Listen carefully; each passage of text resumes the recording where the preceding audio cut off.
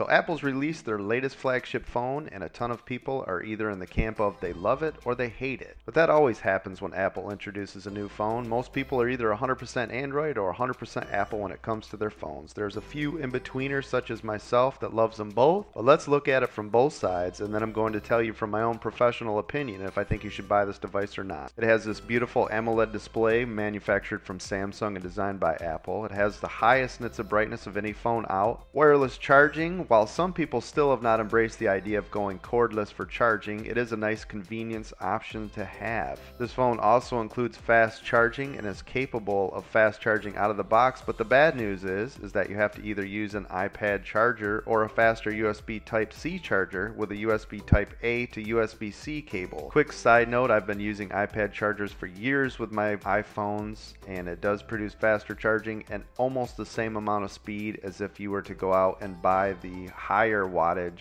Apple charger. Now the iPhone X has dual speakers just like the last generation of their phone. It gets really loud. It's actually one of the best speakers out there next to the Razer phone. This phone includes IP67 water resistance, so now you don't have to worry about going to a party and spilling some beer on it or dropping it in the toilet. The Face ID detection works extremely well. You can get your messages and swipe them away without even turning your screen on all the way, which is a cool benefit from it. I haven't had any issues with the Face ID regardless of lighting situations, complete darkness, anything. It's just as fast as my fingerprint sensors on all my other phones. The camera on this phone is top notch. It's one of the top 2 cameras on the planet, only in my eyes to be beat by the Google Pixel 2 XL. This camera with a 1.8 aperture lens will shoot 4K at 60 frames a second, slow motion at HD at 240 frames a second, and has optical image stabilization. It also has portrait mode for both the back and front facing cameras, which is exclusive to the iPhone X,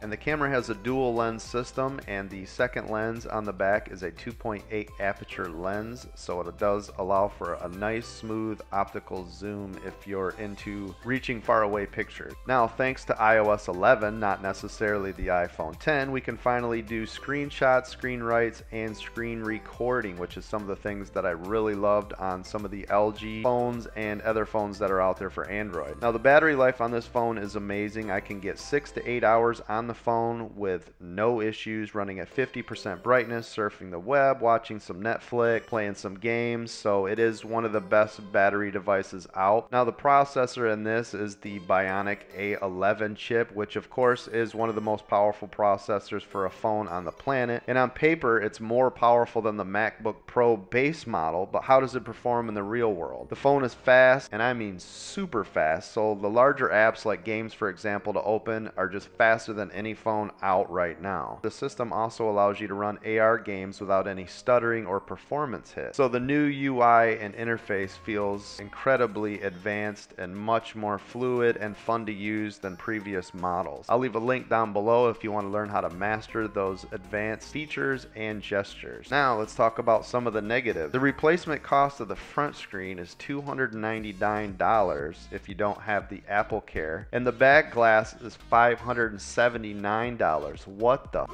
were you thinking, Apple? Some of the other cons: the display. It has that notch that you cannot unsee, and Matthew Moniz said it best here. Have you ever seen a dog with its tail up in the air? You can stare directly at its asshole. That's what the notch reminds me of. It just stares at you, right in your face.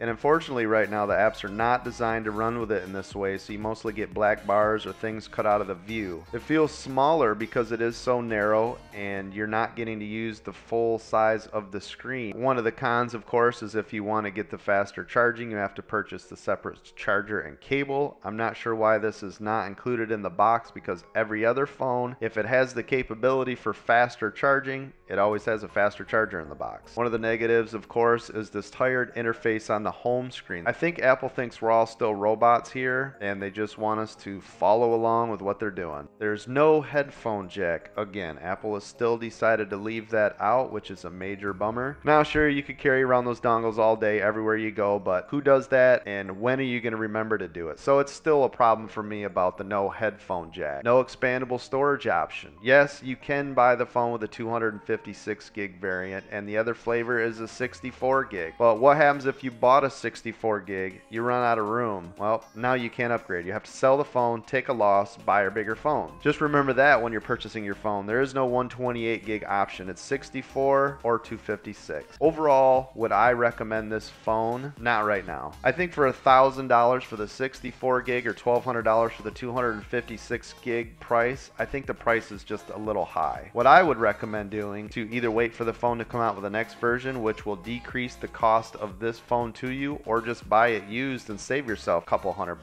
There's so many other phones right now out there that are just as good in quality, such as the Google Pixel 2 XL, or you could even get an iPhone 8 Plus. Probably had a really good discount now that the iPhone 10 is out, and that's a fantastic product. I'll leave a link down below with the full review on that. Or you could get something cheaper like the OnePlus 5T for $500, so it's half. You could buy two of them if you wanted for the same cost. So don't get me wrong, I absolutely love this phone. I still think it's one of the best phones of the year, but I just think the cost is really high, and if you're not completely sold on the Apple ecosystem or locked into using iOS, there's just better options out there. So let me know your thoughts on this. Did you get this phone? Do you plan on getting this phone? Did you skip it and get something else? Do you like Android better than iOS? I love to read your comments down below, and I try to answer as many of those as I can. So make sure to click that subscribe button for more daily content. Also, don't forget to hit the notification bell and the thumbs up if you liked what you saw. That's going to do it for my video today. I'm Chad Christian, and I'll see you guys